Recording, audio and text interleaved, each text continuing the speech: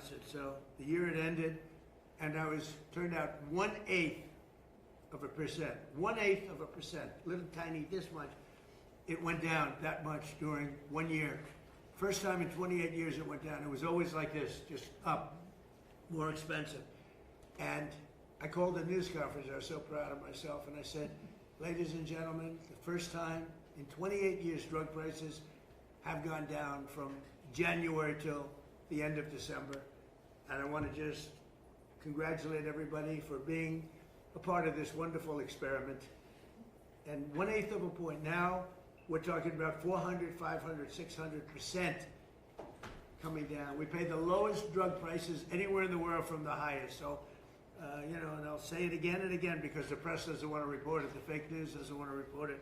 They don't want to talk about it.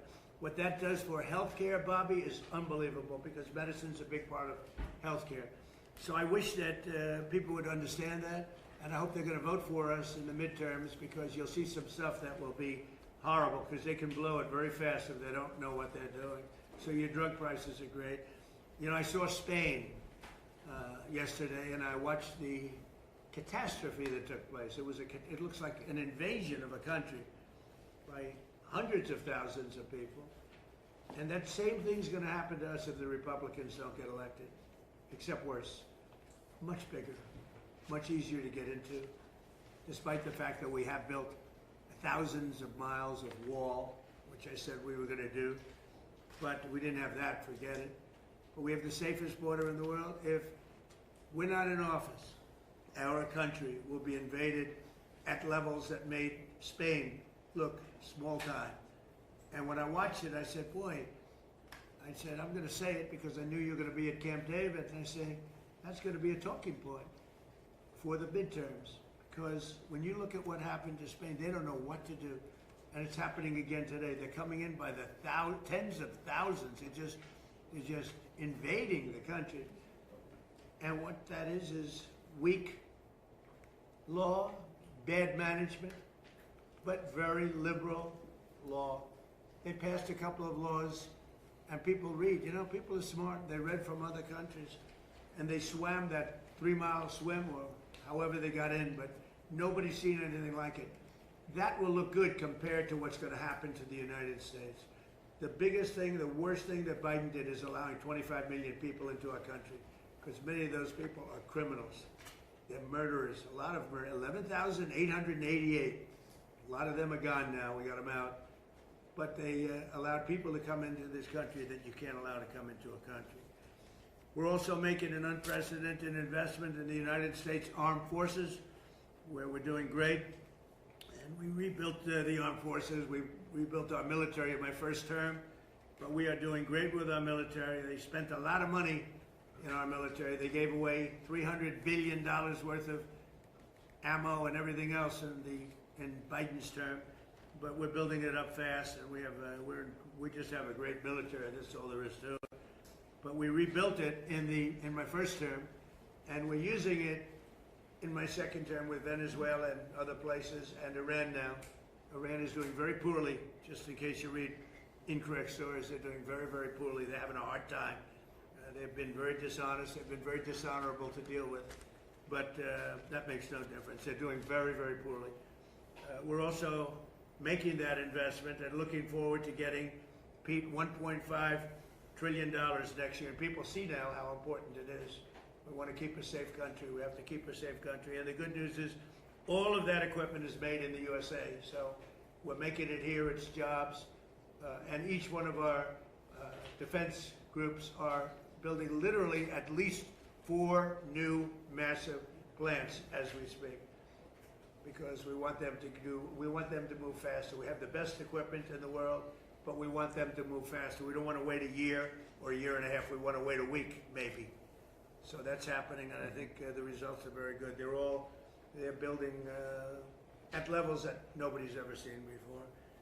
And we've had tremendous success, and our military was just proud of it. Again, Venezuela was a one-day war, and we have a great relationship with Venezuela. We're partners with Venezuela now, taking out tens of millions of barrels of oil, and going to Houston, going to Alaska, going to Louisiana, going to different places for refineries, and it's been very much amazing.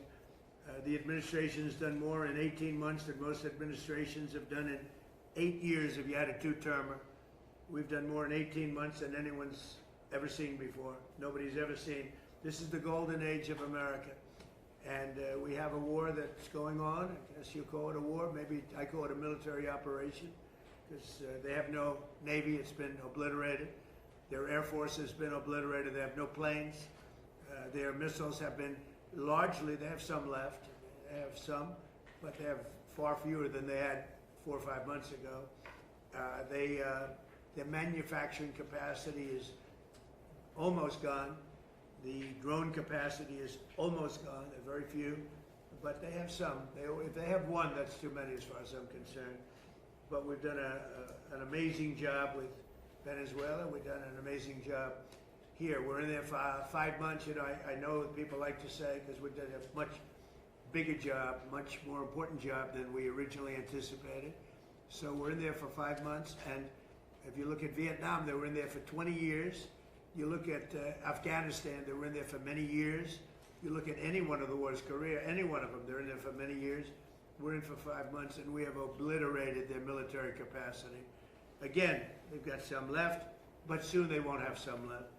So I just want to thank everybody around this table. You've been very special. I want to thank a lot of the media people, because many of you have been very, very fair and that's one of the reasons you're here, frankly. But you've been very fair. You've covered me this time, much more fairly, I think, than the first term. The first term was a great success. We had the greatest economy in history in the first term, and this term is going to blow it away. I think this term is going to actually blow it away. So it's an honor to have you, and I'd like to ask our great Vice President, J.D. Vance, to say a few words, followed by Marco and Pete and Scott and Bobby Kennedy. Okay? Thank you very much, everybody. Please, J.D. Well, great. Thanks, Mr. President. First of all, thanks for having us at this historical and beautiful place. And it's an honor to be on the team, an honor to be able to work on fraud, which is what I'm going to talk about today, though I know we have a lot of things going on. This has been an amazing team, from Kelly Loeffler at SBA, to Doug at the VA, to Todd and Bobby Kennedy.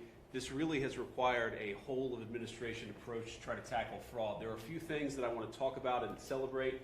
The first is that just since the beginning of the fraud task force that I started under the President's leadership and direction, we have identified $230 billion of fraud that's being perpetrated against the American people, and we have halted already $56 billion of that. It's sometimes hard. Once the money has already gone out the door, it's hard to get it back, but stopping it from going out the door is how we save the American people. $56 billion, and of course we're going to keep on working on that. Just today, Mr. President, we will announce 17 new anti-fraud actions that will total about $1/3 of $1 billion, and that's added to the $230 billion that we've already uncovered.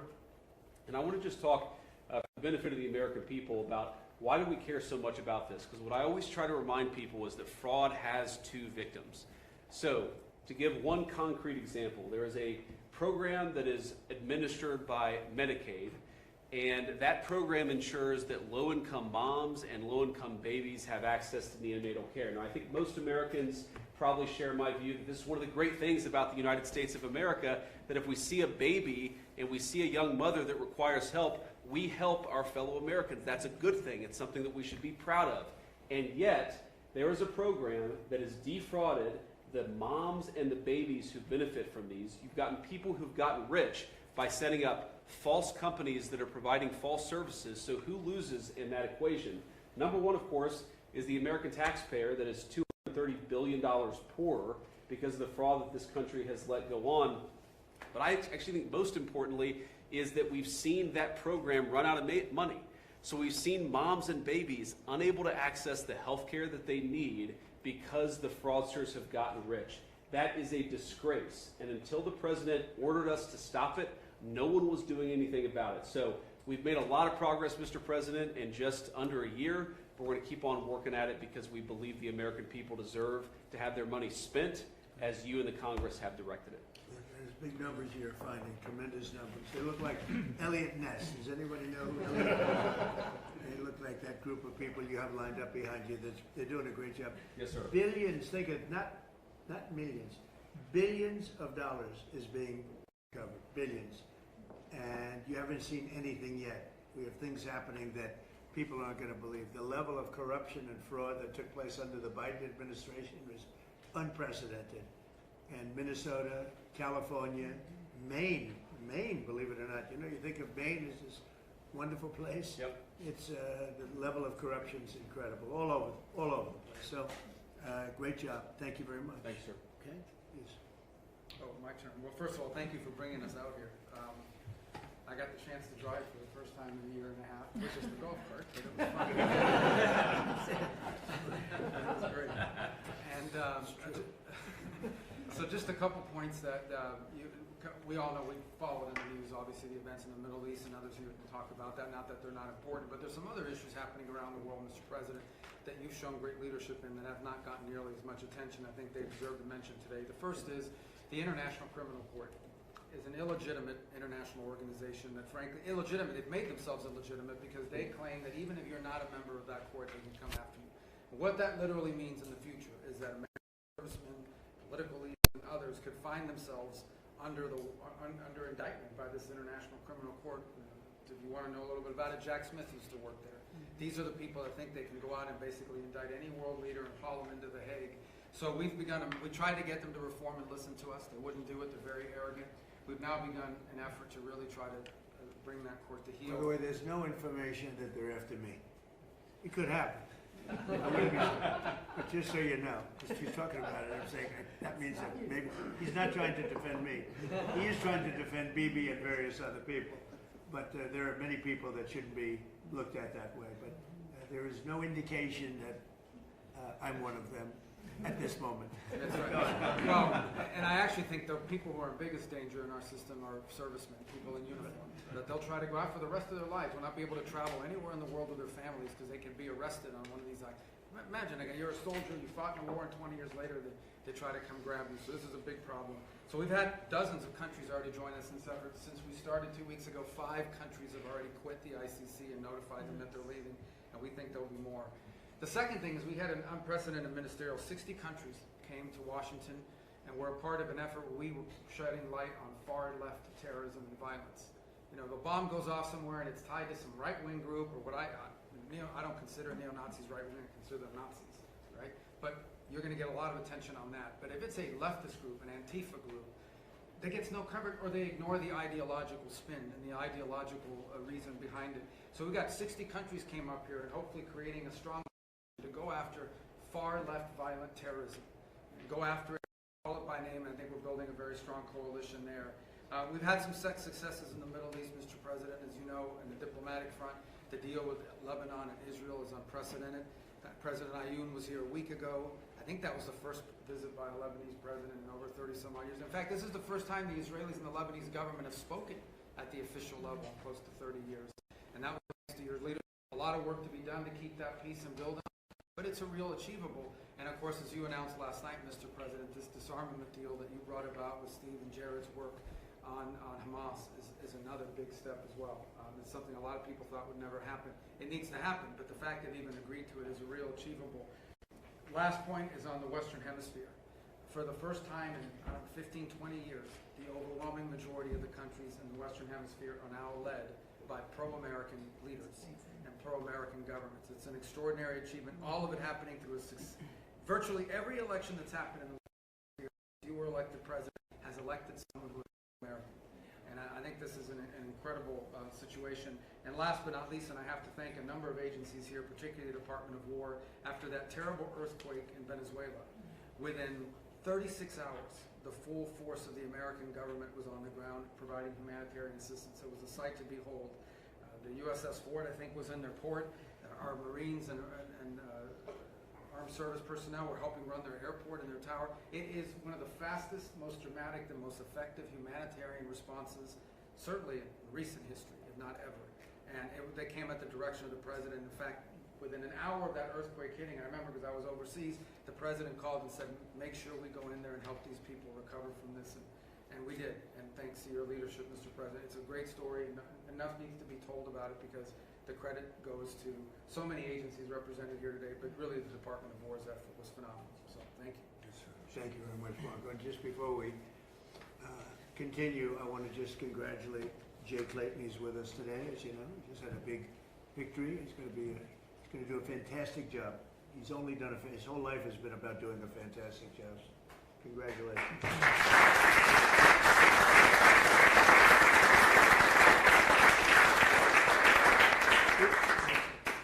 Well, thank you, Mr. President, for the invitation, the opportunity to be here. It's an honor for the War Department to help run this facility also, from the food to the fence line. It's an honor to have you, and it's great Americans here and all around the country and all around the world who are the core of what keep us safe. But in order to do that, you have to have a leader that's willing to put them in a position to do it. And that's my takeaway, Mr. President, is sort of 3 points. One, it takes courage. 2, it takes restoring a spirit, which you have done. And 3rd, it takes investment, and not just an investment, but a generational investment. And I think people miss that. The courage it takes to seal the border, to say we're going to do it, and we're going to do it every single day, and we're going to do it on behalf of the American people. The courage to bomb the Houthis and say we will maintain freedom of navigation. We wonder why they're not involved in this conflict, the Houthis, even though they're a proxy of Iran, because they felt the weight of American power for 45 days, and you had the courage to do that. The courage to do Midnight Hammer, conclude the 12-day war by obliterating their nuclear sites, something other presidents had the option on their table to do, but they never pulled the trigger because of the complications, because of the challenges, because of the risk. Courage. The courage to take on the cartels and drug boats, and now forming the ACCC, the America's Counter Cartel Coalition, with all those friendly governments that Marco talked about, who want to be shoulder to shoulder, not just with America, but with a bold, strong America with clear leadership.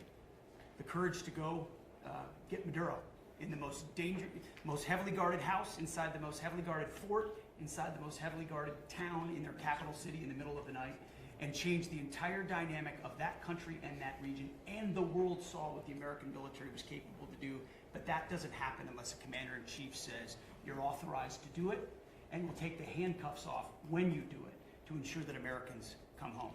The courage to undertake epic fury and this Iranian regime and ensure they never have a nuclear weapon, which remains your commitment. And frankly, the courage to negotiate with people that have shown no willingness to do so honestly, with incredible negotiators who are the best in the world, and give them every opportunity to do it, give those things up peacefully. All of that takes guts. But that comes on the backs of the change in the spirit of our department. You talk about spirit all the time, and you're right to do so.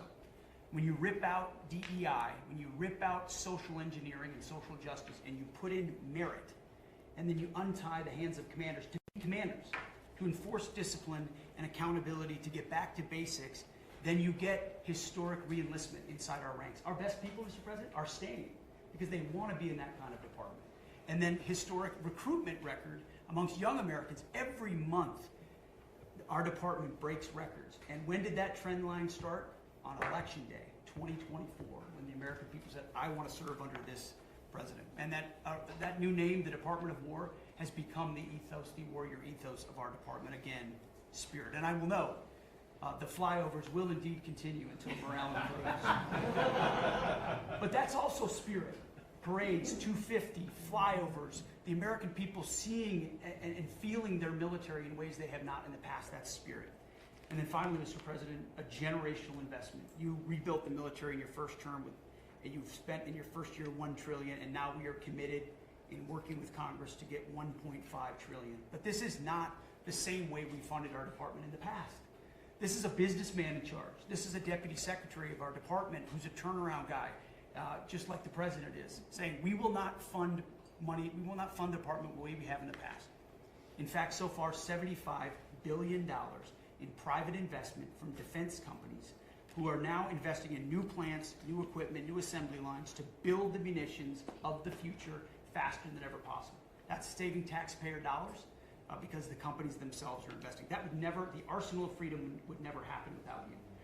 So just like we use a lot of the things Ronald Reagan's buildup was a part of, in this administration and in future administrations, they will look back at Donald Trump and the buildup that he has done, and that will be, the deterrence of the future will be established because of your investment.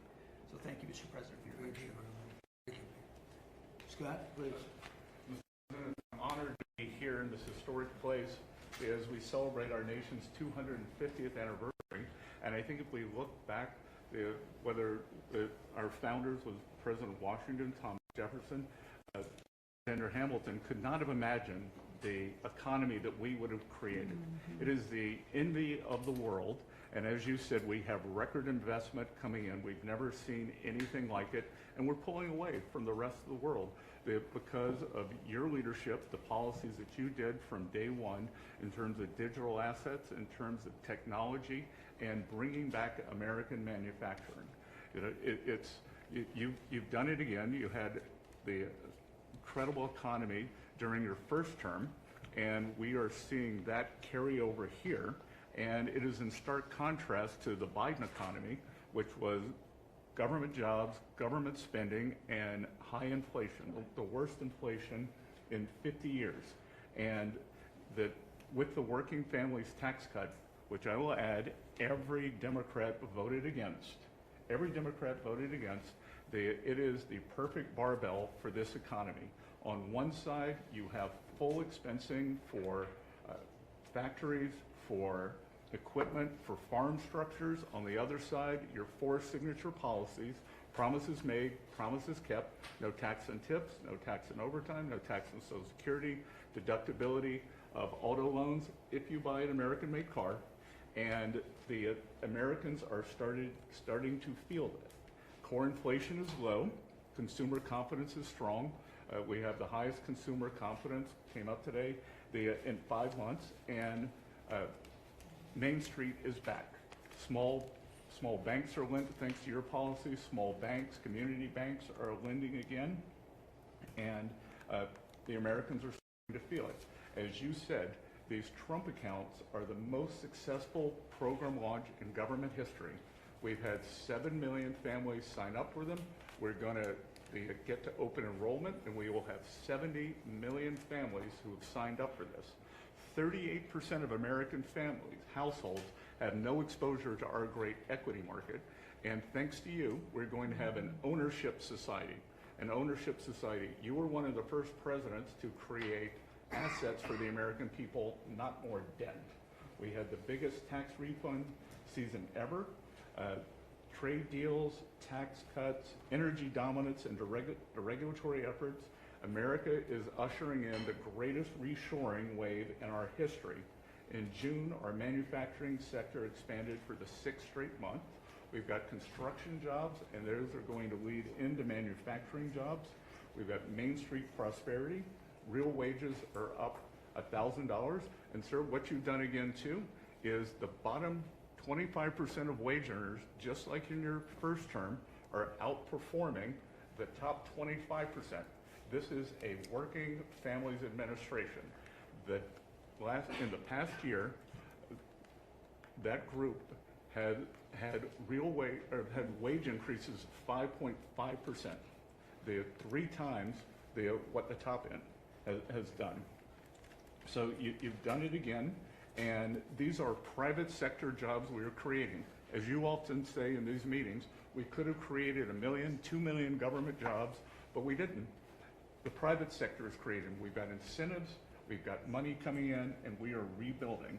So, and then our energy dominance, thanks to you and these policies, you can come to the U.S., you can have regulatory certainty, tax certainty, and energy certainty. So it is the best place in the world to build your factory. And finally, I want to add, it has been a pleasure to be a part, or a privilege to be a part of, as we've gone from epic fury to economic fury, to constrict, on your orders, constrict the Iranian regimes, the financial tentacles all around the world. We started it, on your orders, we started in March 2025. In December of 2025, the largest bank in Iran collapsed. The central bank had to print money, caused inflation. Now they got 180% inflation. They aren't able to pay their troops. And on your orders, we are searching for their assets all around the world, and that money will go to the Iranian people, Americans who have been harmed by the Iranians, whether the USS Cole, or the barracks in Lebanon, or it will go back to when the Iranians attacked the ships coming out.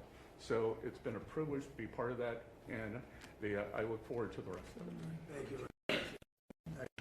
just add that today there are more people working in the United States than at any time in the history of our country. We have more people working today, and we'll think of that number. I mean, more people working today by far than at any time in the history of our country. So it's been something very special. Please. Thank you, Mr. President. Let me just take a moment to take note of the historical significance of this occasion. Before the press came in, you asked all the cabinet members who had been to Camp David before, and I think about 3/4 of them had. I raised my hand, but I haven't been here for 62 years. I came here on weekends, as many weekends as we could between 1961 and 1963. My father loved this place. My uncle loved this place. He was, nobody knows about this because it's on the history books, but he was resentful at Dwight Eisenhower for renaming it Camp David. And he intended, if he had made it to his second term, he was going to rename it Shangri-La, which was the original name that Roosevelt had named it. But my uncle prided himself on being the most open, transparent administration in history. He was the first president to have press conferences. During his 1,000 days in office, he had about 30 press conferences. You, Mr. President, have press conferences every day. Nobody's done anything like that. And here you've opened the inner sanctum of the presidency for the first time in history, and I think that's a beautiful thing. Because you also face, although you gave these guys a lot of compliments, the most hostile press corps that any president in the United States history uniformly. So, anyway, I'm going to talk just briefly about a subject you alluded to, which is the MFN, and just so everybody has the background, you were here to every president promised to fix that disparity between what we pay and what the other developed countries pay. When you came into office, the list price for Ozempic was $1,350 for Americans. You could get it at any pharmacy in London, Hamburg, Frankfurt for $88. And this, every president, President Bush, President Biden, President Clinton, President Obama, have all promised fixes, and none of them did anything. You fixed it. But today,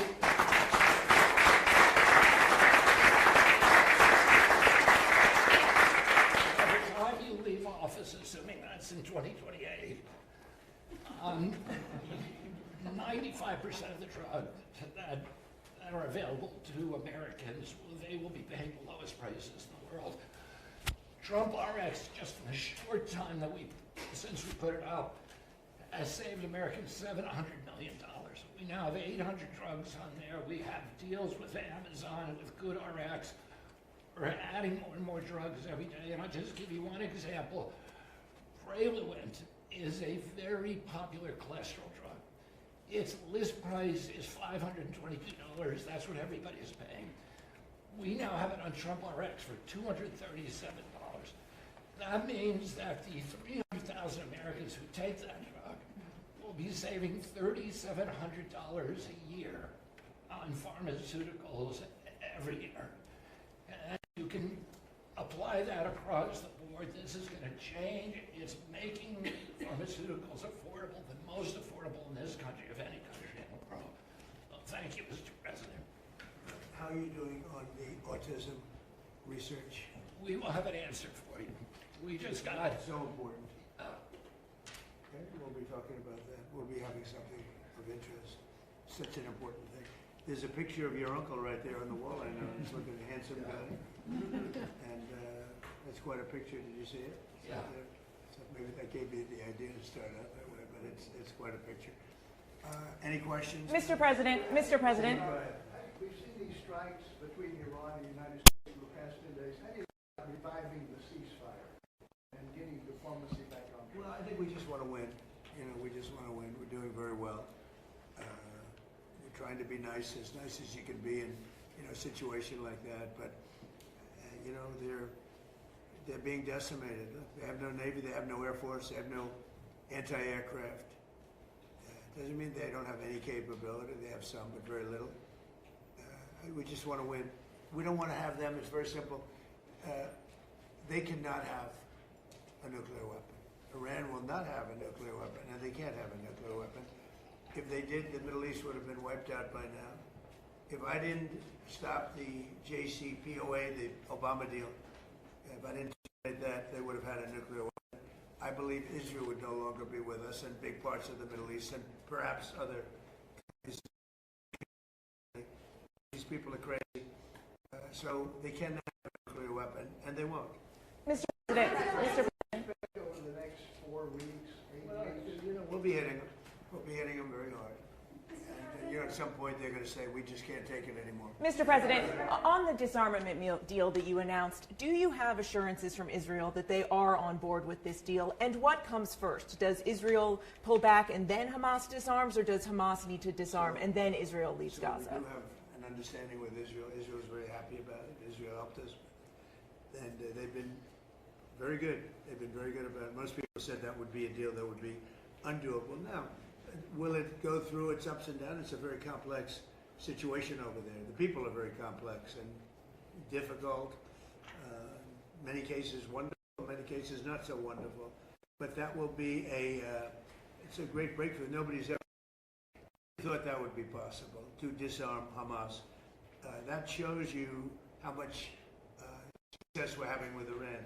Because if you go 4 months ago, 5 months ago, a deal like that would have been impossible. So it's a big step for the Middle East, and people are really impressed by it, and they're surprised by it. And what comes first, Mr. President? What comes first? Did Mr. Infantino speak to you about their proposal to sell a stake in the World Cup, and is that something you support? About who? Did FIFA or Mr. Infantino speak to you about their proposal to sell a stake in the No, I World never Cup? spoke to him. Mr. President, you said this morning on Truth Social that victims of government abuse should be paid back.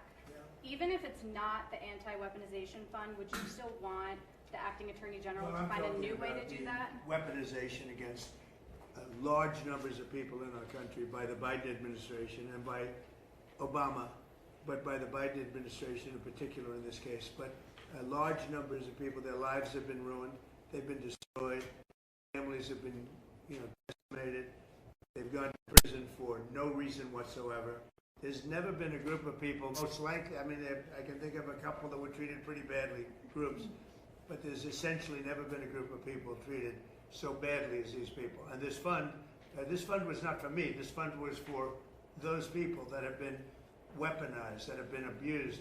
Now, I was abused. They attacked my house, Mar-a-Lago, where I live, and I was, big damages should have been given to me. I don't want anything. I'm not talking about myself. I think that there's a group of people in this country, history will show, that were treated like nobody else has ever been treated. So badly, so horribly. Their families have been ruined. Many, many suicides. They've committed suicide.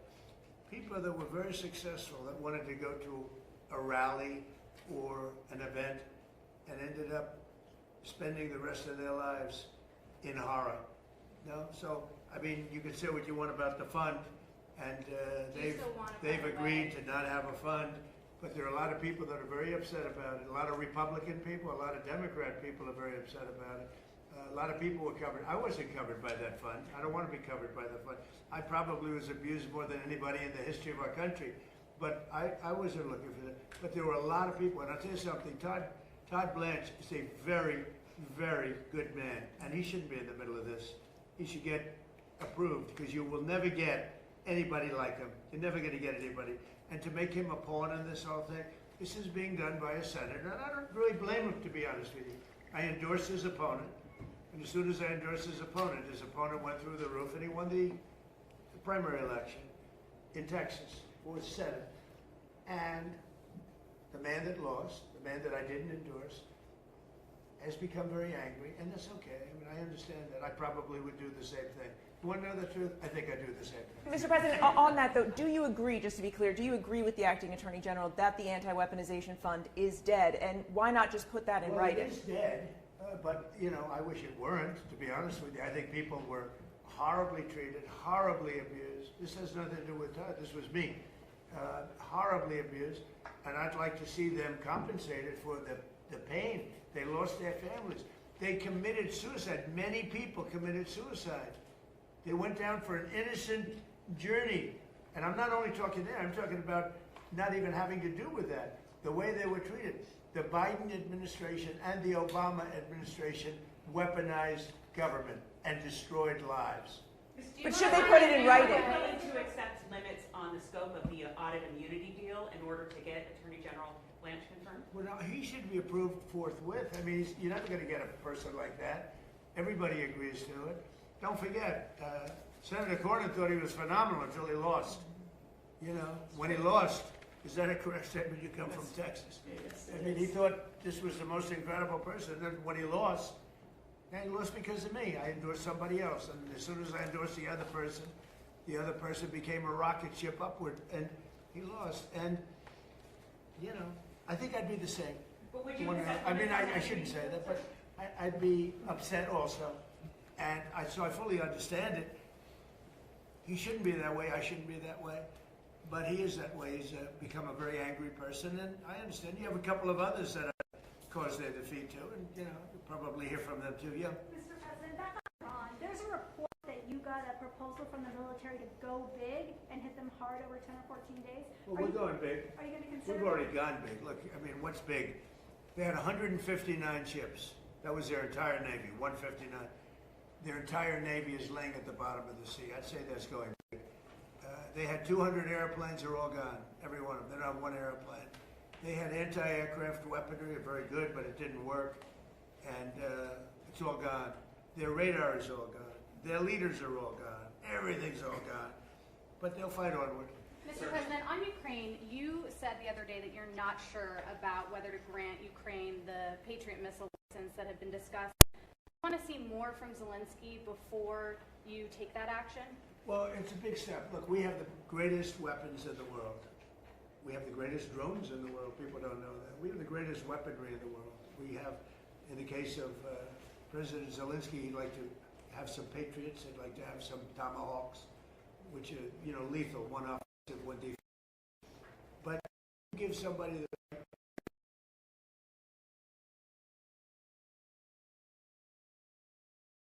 missiles were shot. They were going 8,600 miles an hour. Think 8,600. Now a car, if you go 60, it gets to be a little fast. If you go 100, 8,600 miles an hour, and they were big missiles. And they were shot at Jordan, and our guys were there. Bing, bing, bing, bing, bing. 5. Bing, bing, bing, bing, bing. Right? I don't want to be biting. I had to be very careful. That would have been a great sound bite. There were 5 missiles, and we shot all 5 down before they got close. Nobody else has that capacity. These weapons are incredible.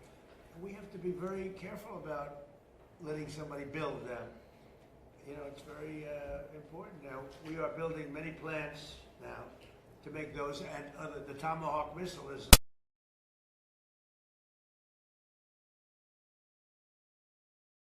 nobody's ever seen anything like it. You have to be very judicious, but you have to be very careful. Now, we have not agreed to that. We're talking about it, but it's a hard thing to give away that kind of technology, and I don't think this would ever happen. You give that technology, they can someday turn on you. You know, that is possible. You look at war. It's happened a couple of times over the years, right? So we have to be very careful. I mean, we guard that. We have the greatest military in the world, but we have the greatest weapons in the world. Now we have to make them a little bit faster because we've given a lot away. You know, President Biden, unfortunately, gave a lot away to Ukraine, and he gave, so did I. I mean, I gave them the javelins, the tank busters. Without the javelins, that war would have been a one-day war. It would have been over. They wiped out the tanks going up to Kiev when they got stuck in the mud. They were going very nice. It would have been over, but gave them the javelins. The javelins are unbelievably the greatest weapons in the world. We have to be very careful about giving out the secrets to those weapons, and they're not. You can't copy them. It's a little like NVIDIA. They have a chip. They say you cannot copy it. The complexity is so great you cannot. You know, most things you copy. China's known for it. Other countries, we do something, and I guess we copy also. Most things you can copy pretty easily. There's a chip that they made, their ultimate chip, and they always have the ultimate chip. And I say, well, why doesn't somebody copy it? Because they can't, the complexity. They can't copy our weapons. We have the greatest weapons in the world, many of them. Those are just 2 or 3 that I mentioned, but you cannot copy them, so we have to be very careful. Mr. President, Omar. As Hamas disarms as part of this plan, who do you see as taking possession of those weapons that they have? Does that go to the new government? It's going to be the Board of Peace, mostly. It's going to be run by the Board. This Board of Peace has been it's led by some amazing people. Board of Peace. On Iran, Mr. President, you said they do have some capabilities left. Should Americans be prepared for these back and forth attacks to continue until Iran simply isn't able of striking back? They'll get weaker. They'll get a little stronger maybe now, but they'll get weaker, and then they peter out. Yeah, sure, I think so. I mean, it would be foolish to say no. You always have to keep your guard up. What is the status of talks? Who from the administration Well, is they always talking want to the talk, Iranians? but they break their word so often. Steve is talking, Jared, we have very good people. JD's involved, very strongly involved. We have great people talking. Marco's involved. Because they say talks aren't happening. Very good people. We have the best people. But they'll make a deal. As an example, we'll talk about nuclear. And we'll be in there talking about nuclear for 7 hours. I say, why do you need 7? You can take 10 minutes. You have 5 minutes. You should solve it. But 7 hours. And then they'll go out, and I'll say, they discuss nuclear. And they'll go out and they'll say, we never discussed nuclear. And I'll say, why do they say that? All they do is make me angry. You know, you just make me angry. Any other questions? Do you believe that you can reach a deal with Iran, given that you talked about how disloyal they are? I'm losing faith in them because they do lie and they do misrepresent. Well, the other day, the 5 missiles were shot. We knocked them down, but we were in the midst of a negotiation. I mean, I'm waiting for Steve to call me. How's the negotiation going? And instead, I got a call from Pete that they just shot 5 missiles at one of our bases in Jordan. And we have bases in Jordan. Fortunately, our people operated the equipment. It's also very complex to operate. You know, you talk about the equipment. It's you have to be, oftentimes you see, when did you go to school? MIT, Caltech. I mean, you know, they go to schools that are not as normal for the military, to be honest with you. We have unbelievably brilliant people operating that equipment. And when you don't, you know, the equipment, the shots miss, the safety misses, or the accuracy misses. We have unbelievable people. Think of it, we had 111 at one point, a couple of months ago. 111 over a short period of time, missiles were shot at the Abraham Lincoln aircraft carrier. Great, beautiful ship. One of the most beautiful ships to me, design-wise. 111 missiles going out. 111 missiles. 111 missiles were shot down quite a bit earlier than they got. I mean, long before they got there. They were shot down. It was almost, in a couple of cases, they were shot down almost as they were taking off. It's incredible technology. So you have a ship that costs billions of dollars, and you have missiles heading to it. 111 missiles were shot down, routinely shot down. And I spoke to the people. I like to reward people. I call them up. I'm the president. And they were cool as a cucumber. Mr. President, the last 2 weeks of strikes by CENTCOM has said that those were meant to degrade Iran's ability to disrupt the Strait of Hormuz. And how many more strikes will it take to significantly? Well, you never know. Look, I mean, most people would have given up by now.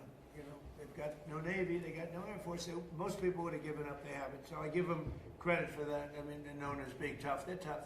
Back on Ukraine, what did you tell President Zelensky about the Patriots? Did you explain all that to him? I did. I spoke about Patriots. I spoke to him about Tomahawks. I spoke to him about everything. I also spoke to him about, let's get this war over with. So last month they had 25,000 people. It's averaging about 25,000 people a month die. Mostly soldiers. Almost entirely, but you know, missiles are hitting areas also, but mostly soldiers.